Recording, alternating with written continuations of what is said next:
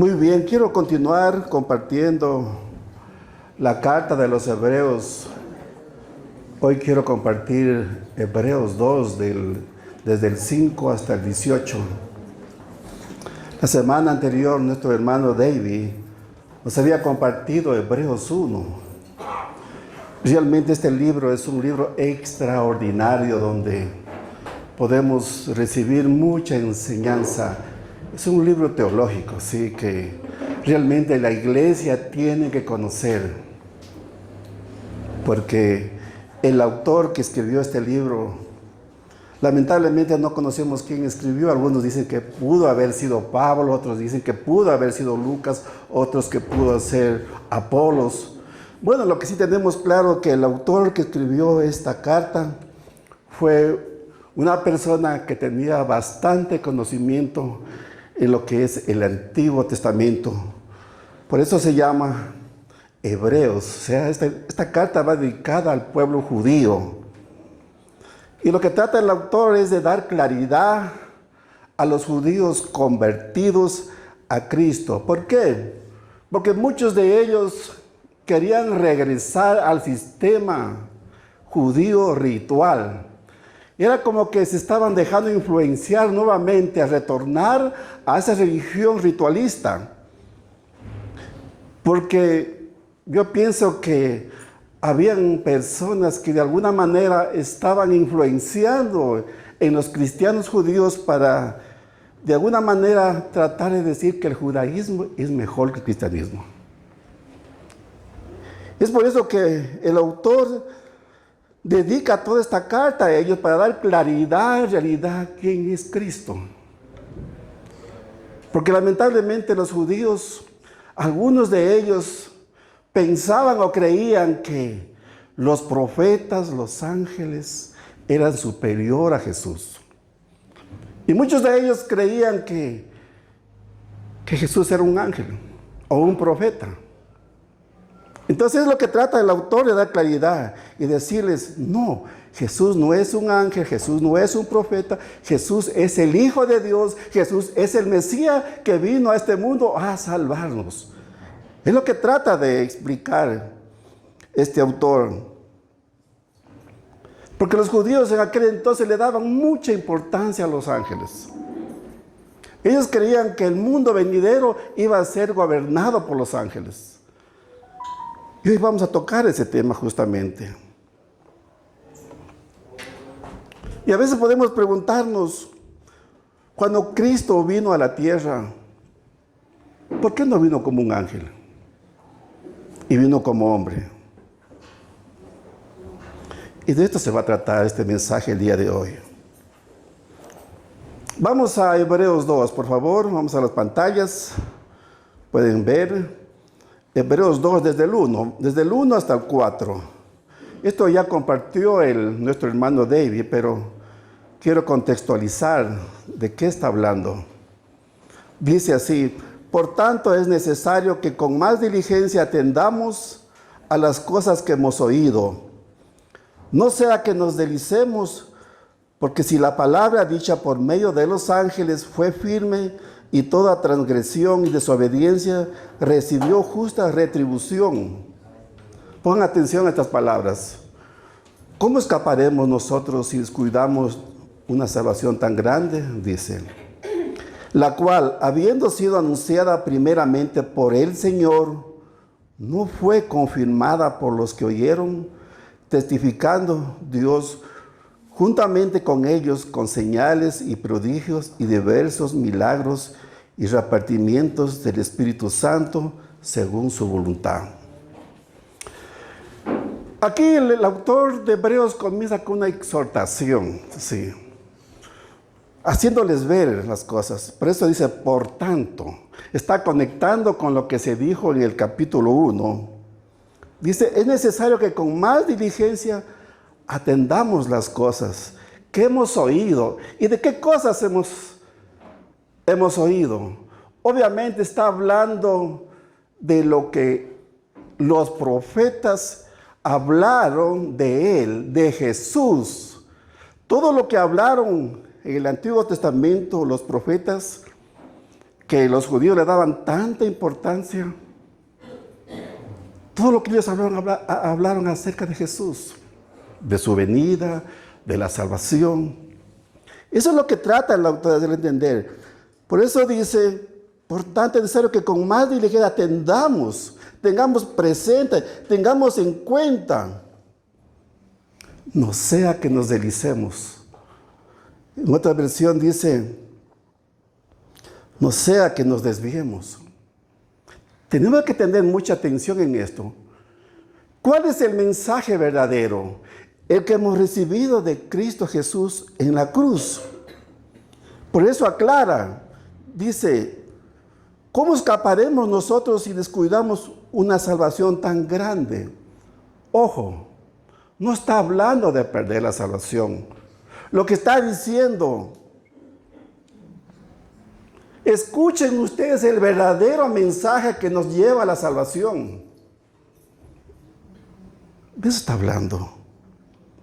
Dice, la cual, habiendo sido anunciada, ¿de quién está hablando? De los apóstoles. Primeramente por el Señor nos fue confirmada por los que oyeron. Los apóstoles oyeron. Luego dice, testificando Dios juntamente con ellos, con señales y prodigios. Todo lo que los apóstoles enseñaron, predicaron, Dios lo respaldó con milagros, con señales de muchas maneras. Entonces es una exhortación a un llamado a la madurez, que pongamos mucha atención a cuál es el mensaje por el cual nosotros estamos creyendo.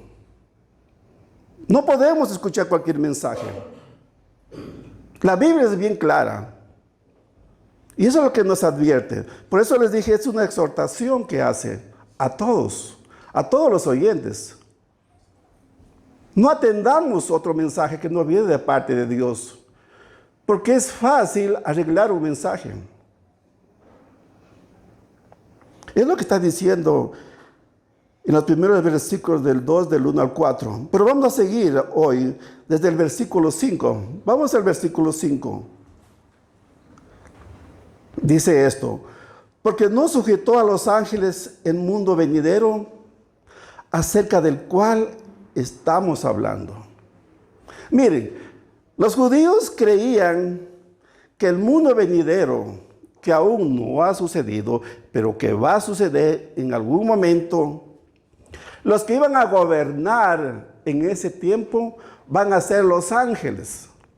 Y es lo que dice, porque no sujetó a los ángeles el mundo venidero. Entonces, ¿a quién sujetó? Es a Cristo.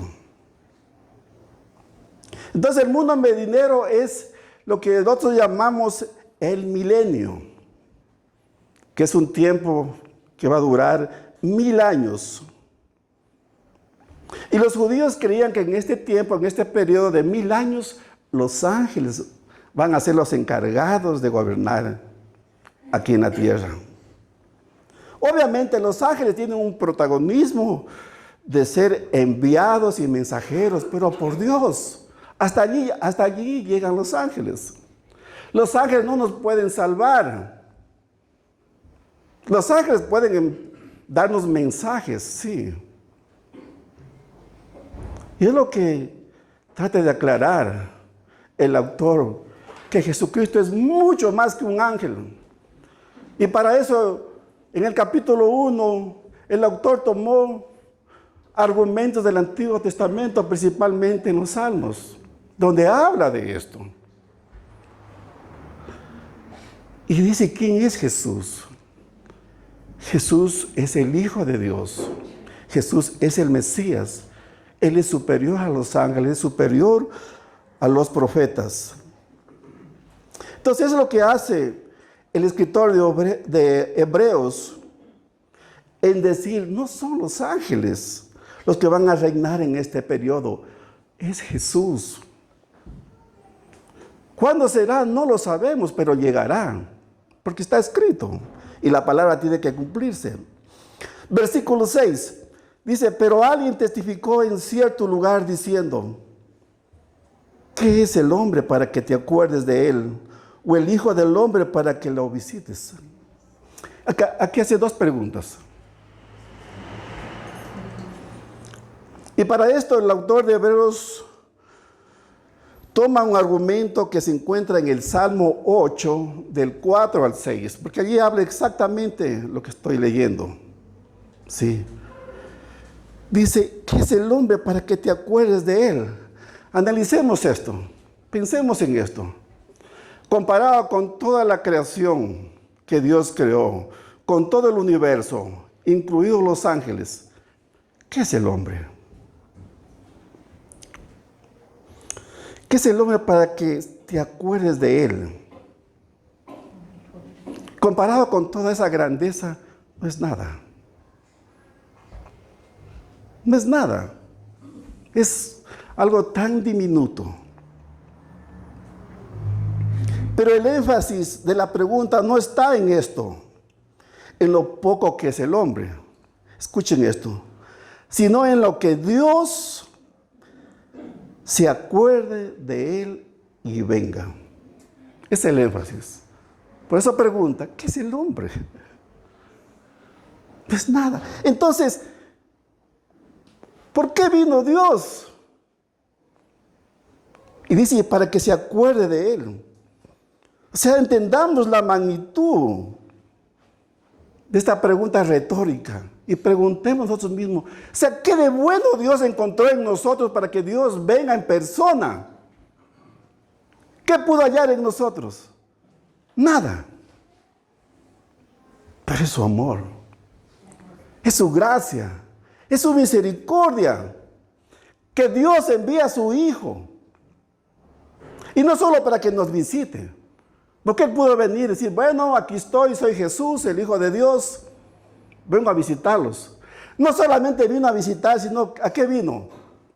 A morir en la cruz y salvarnos. ¿Y quién es el Hijo del Hombre para que te acuerdes y lo visites? Dice.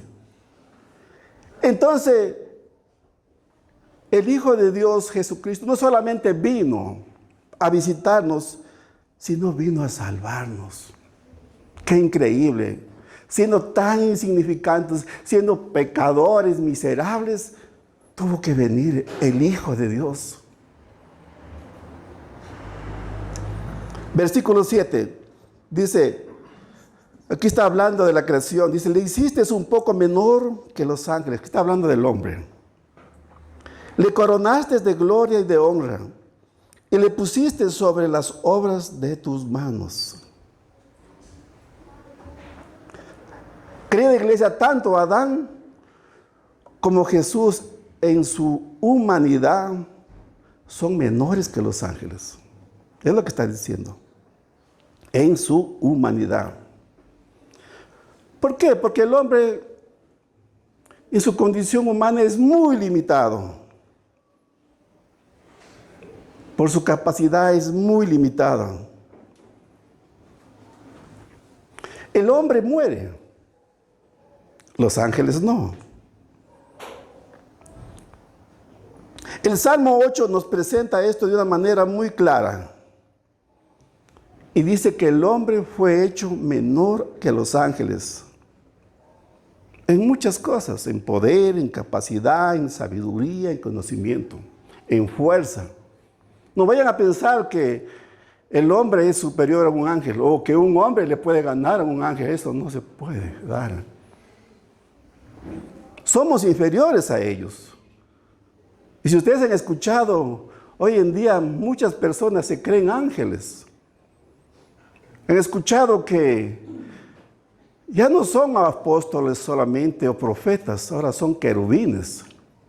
¿Se han escuchado esto? Ángeles pueden haber de nombre como yo, hasta ahí nomás. Pero pretender ser a un nivel de ángel no puede ser. Ustedes conocen que los ángeles son poderosos y hay jerarquías, hay ángeles, arcángeles, querubines, serafines. Pero dice la segunda parte de este versículo, dice, lo coronaste de gloria y honra. A pesar de hacerlo un hombre inferior a los ángeles, lo corona de honra y gloria. ¿Cuándo lo coronó? Cuando lo hizo, cuando lo creó a imagen y semejanza de Él. Y lo puso sobre todas las cosas que Él creó. Eso fue al principio. Dios creó todas las cosas que hay aquí en la tierra. Y lo puso al hombre por encima de todo eso para que gobierne. Es lo que está diciendo.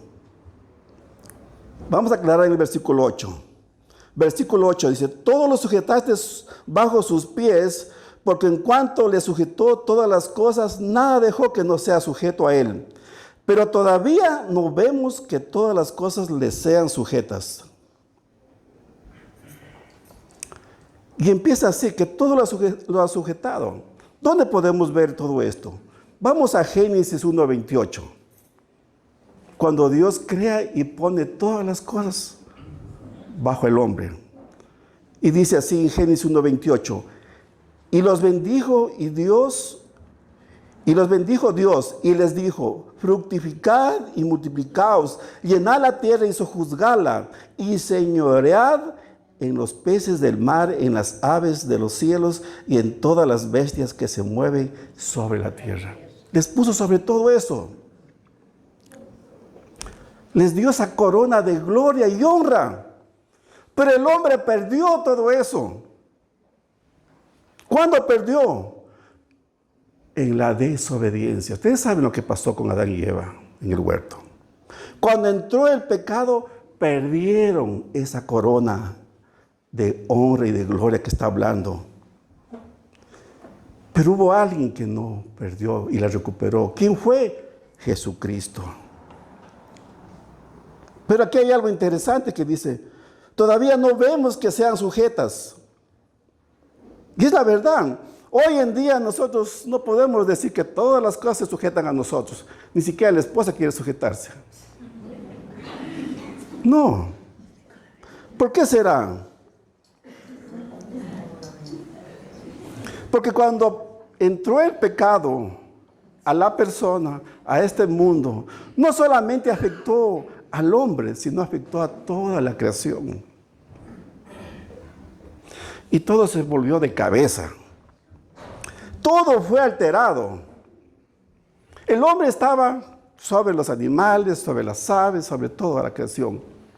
Y de pronto, con el pecado, los animales se vuelven salvajes, aves salvajes, comienzan a crecer plantas con espinos, aparece la suegra, etcétera, etcétera. Se altera.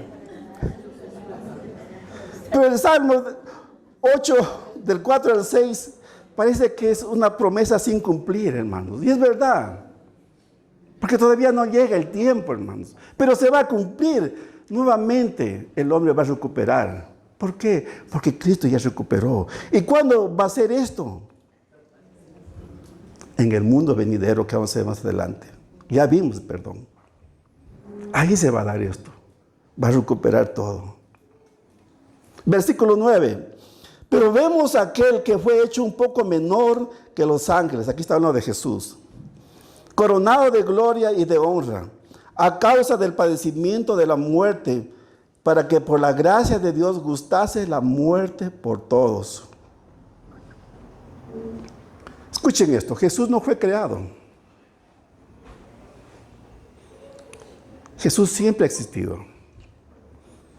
Pero aquí dice, pero vemos a aquel que fue hecho un poco menor que los ángeles, aquí en la tierra.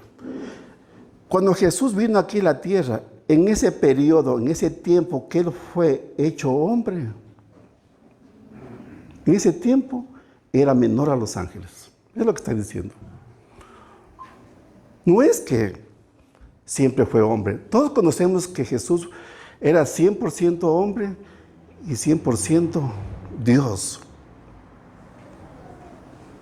Ahora, cuando dice por un poco tiempo, la palabra poco literalmente la podemos decir breve tiempo.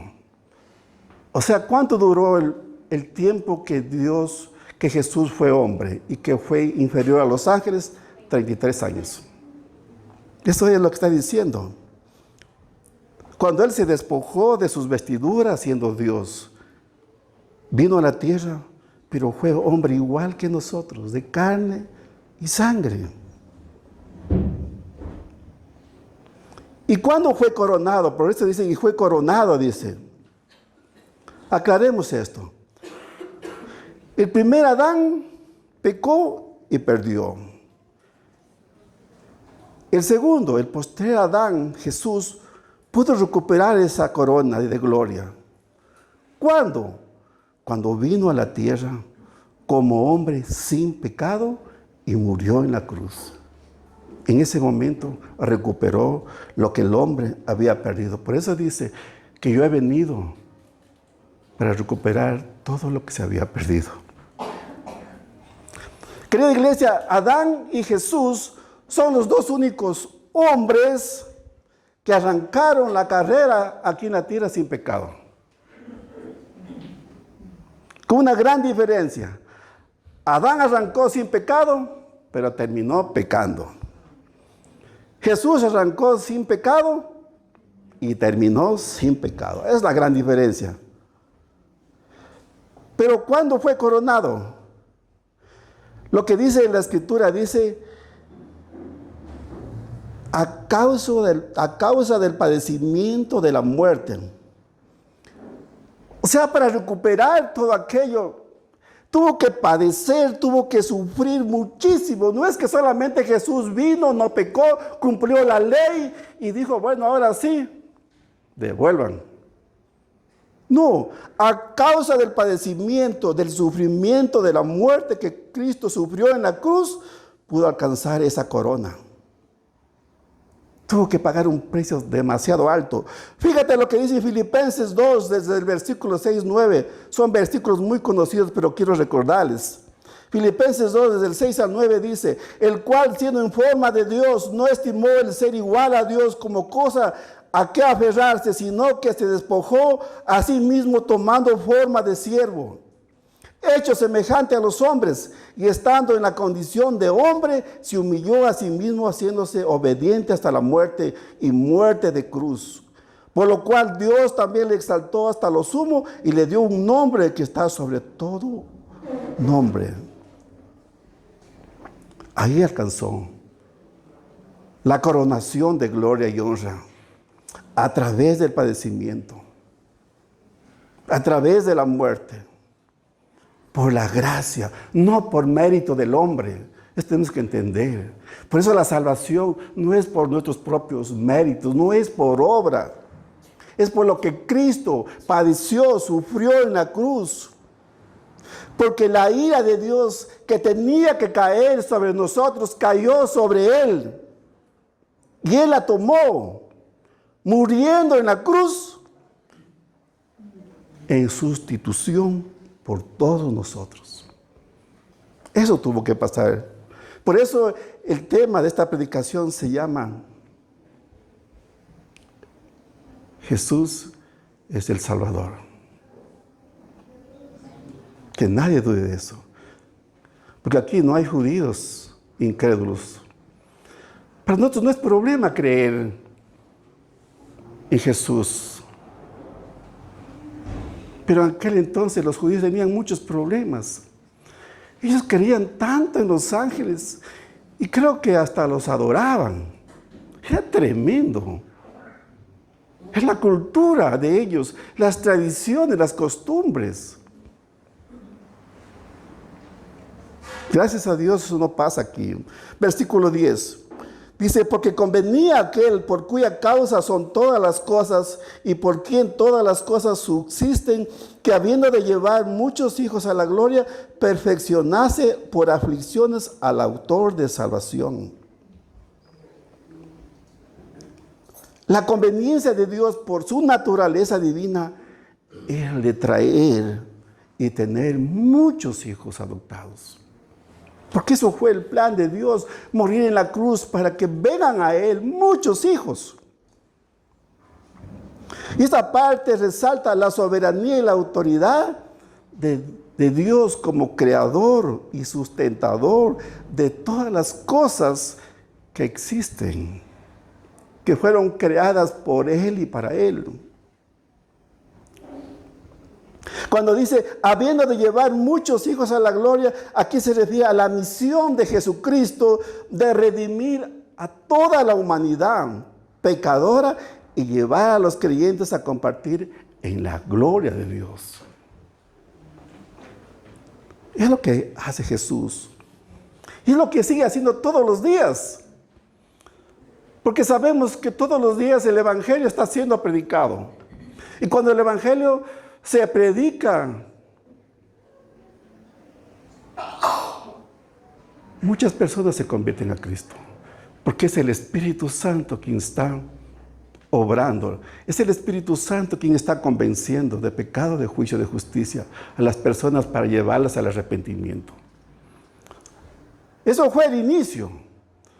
Pero hoy en día, gracias a Jesús, a lo que Él hizo en la cruz, todos los días vienen más hijos de Dios. Hay nuevos hermanos en Cristo. Es lo que está diciendo.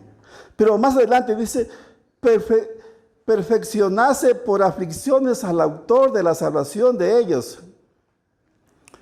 No vayan a confundir que Cristo no fue perfecto. Cristo es perfecto. Pero cuando habla de perfección, aquí está hablando de otras cosas. Cuando habla de perfección, está hablando en el sentido de ser hecho completo, ¿sí? De perfeccionar la obra redentora. La palabra perfecto en griego significa llevar hacia la meta o el objetivo consumar y completar. Eso quiere decir. Entonces, Él fue perfeccionado o perfeccionó el plan de salvación por el sufrimiento. Aunque era el Hijo de Dios o aunque era Dios mismo, su vida perfecta, eso no nos salva. Escuchen bien esto. Su nacimiento virginal no nos salva realmente. Su enseñanza no nos salva. Sus milagros no nos salvan, ni tampoco su ejemplo. Entonces, ¿qué es lo que nos salva? Es su muerte y resurrección en la cruz. Cuando se completa el plan, lo perfecciona para que nosotros seamos salvos. De eso está hablando.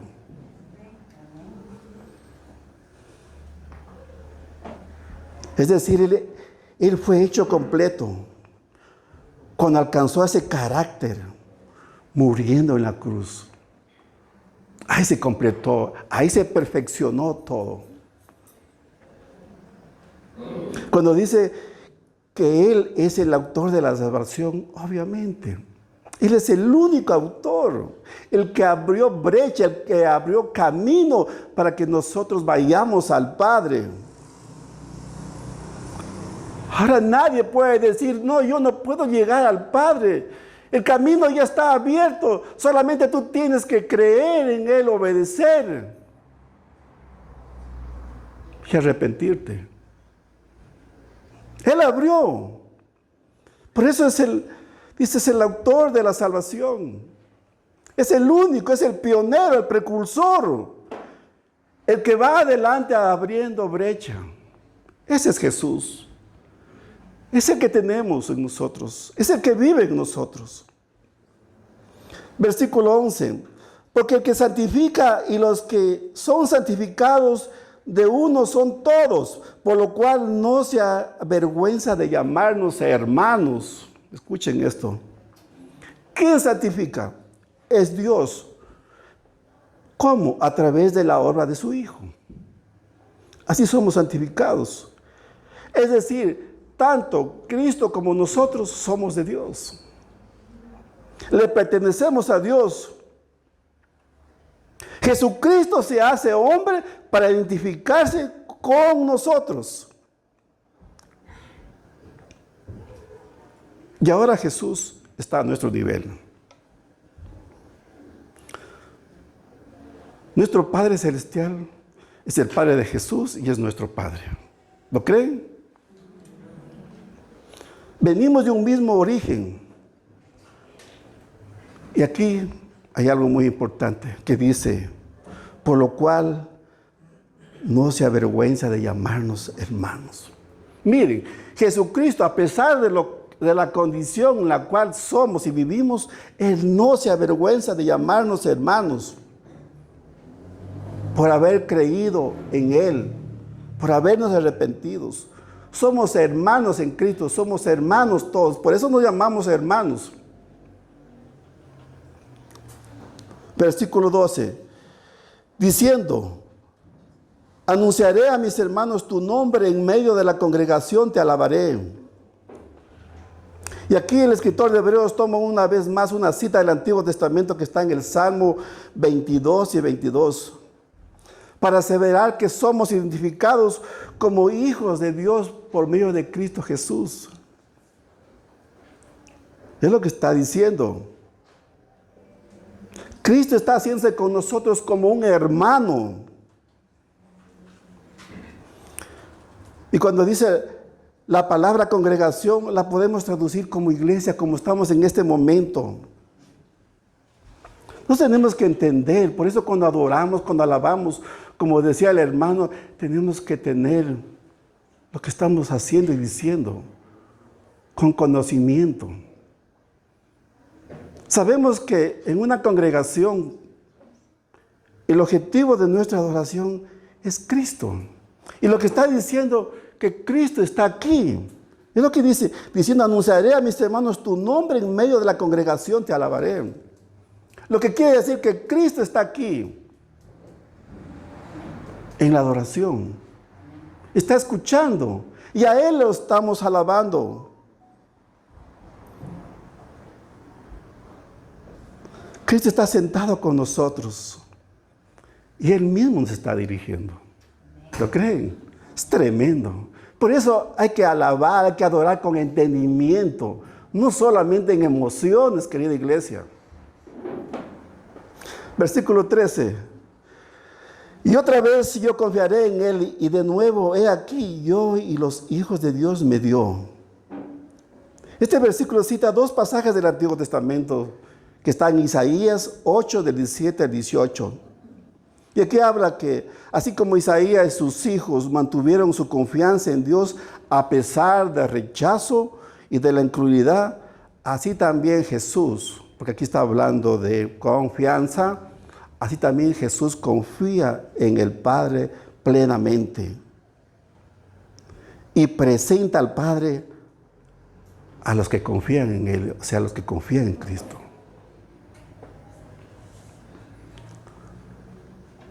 O sea, los hombres son traídos a Dios por medio de Jesucristo.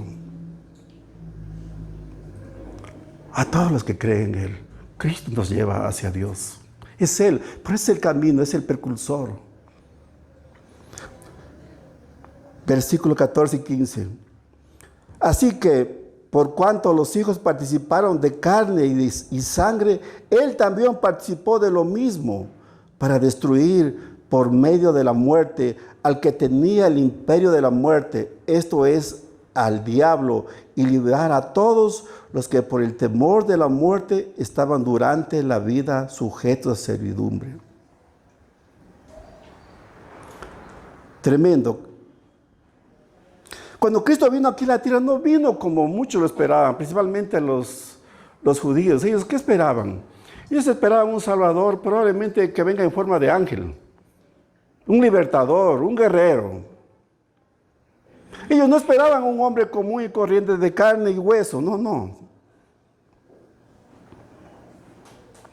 Él vino como hombre, nació de una mujer, creció como un hombre y murió como un hombre. Cuando nosotros decimos Jesús es 100% hombre y 100% Dios, ¿cuándo podemos demostrar que era 100% Dios? Cuando resucitó. 100% hombre cuando murió. 100% Dios cuando resucitó. ¿Lo creen? Así. Entonces Cristo no vino como un ángel. Porque muchos pensaban que Cristo fue un ángel. No. Cristo vino como un hombre de carne y sangre. Él participó de lo mismo. Y con su muerte, Él destruyó, por medio de la muerte en la cruz, destruyó el imperio de la muerte. Esto es al diablo, dice, y librar a todos los que por el temor de la muerte estaban durante toda su vida sujetos a servidumbre. Hermanos, antes que venga Cristo, el mundo estaba totalmente perdido. Por lo general, la gran mayoría se estaban condenando. Porque nadie había cumplido la ley. Viene Jesús y cumple la ley por nosotros. Y se cumple la justicia de Dios. Entonces, con la muerte en la cruz, Jesús vence y nos libra de ese temor a la muerte. Porque antes, créanme lo que dice la iglesia, una persona que no tiene a Cristo, no cree en Cristo, tiene miedo a la muerte, tiene temor, porque no sabe a dónde va. No sé si iré, dice, al cielo o iré al infierno. Y es normal, digámoslo así, creer, porque si nosotros no estamos seguros en quién creemos, podemos pensar así. Pero nosotros hoy podemos estar tranquilos, confiados, que un día vamos a morir, sí. Pero cuando muramos, ¿a dónde vamos? Al cielo. Porque creemos en la obra de Cristo. Él asumió nuestra naturaleza humana, se hizo hombre para morir. Y es el único que vino para morir. Él nació para morir por nosotros y vencer al diablo que nos tenía aprisionados.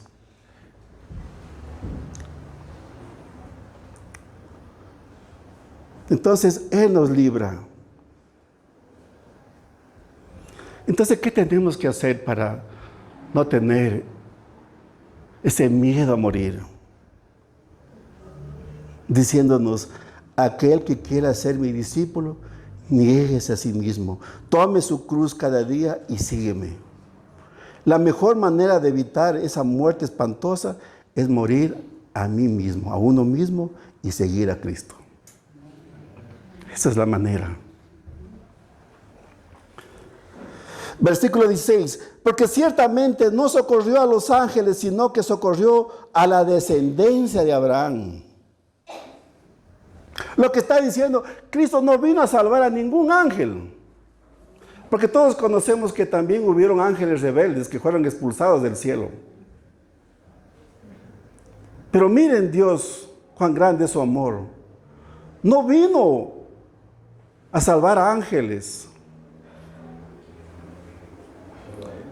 Él vino a salvar a los hombres. Por eso Él toma la forma de un hombre como somos nosotros. Porque no había otra manera de salvar. Un ángel no podía salvar a la humanidad. Jesucristo tenía que hacerse hombre 100% para salvarnos y cumplir la ley y salvarnos a todos. Y Él tenía que ser semejante en todo, dice.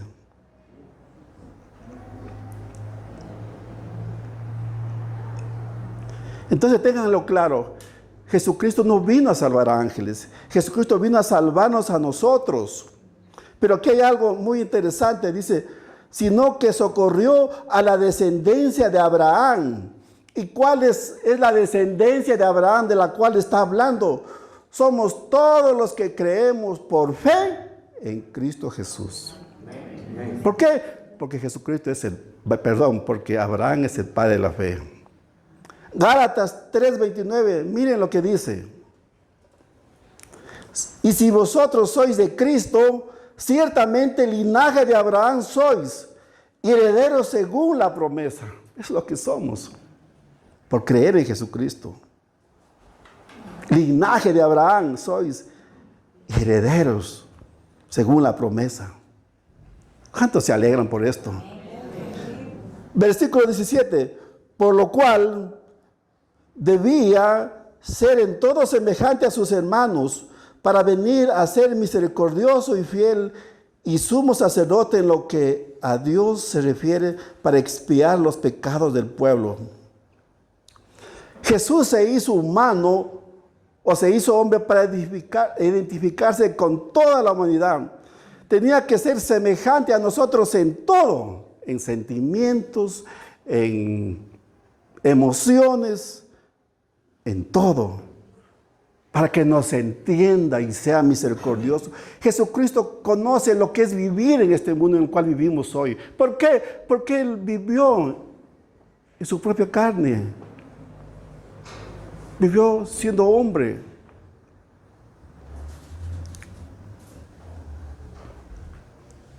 Para expiar los pecados del pueblo, dice. Entonces fue igual que nosotros. Entonces que nadie diga, yo no puedo enfrentar en este mundo en el cual vivo. Sí podemos. Solamente tenemos que agarrarnos de Jesús. Dice en cuanto a nosotros, fiel en cuanto a Dios. Jesús fue fiel a su Padre toda la vida. Fue muy obediente para ser un sumo sacerdote que pueda expiar, o sea, pagar los pecados nuestros. Es lo que hizo Jesús. Y debo aclarar esto una vez más. Jesús hizo completamente humano, pero sin la naturaleza del pecado. Eso que a nadie se les olvida. Y para culminar, el versículo 18 dice, pues en cuanto Él mismo padeció siendo tentado, es poderoso para socorrer a los que son tentados. Jesús fue tentado. Pero quiero aclarar esto. Jesús fue tentado, pero no a pecar. Escuchen esto. No es que Él tuvo ganas de hacer esto, de robar, de matar. No. Él fue tentado en otras cosas, como por ejemplo cuando estuvo en el desierto 40 días y tuvo hambre.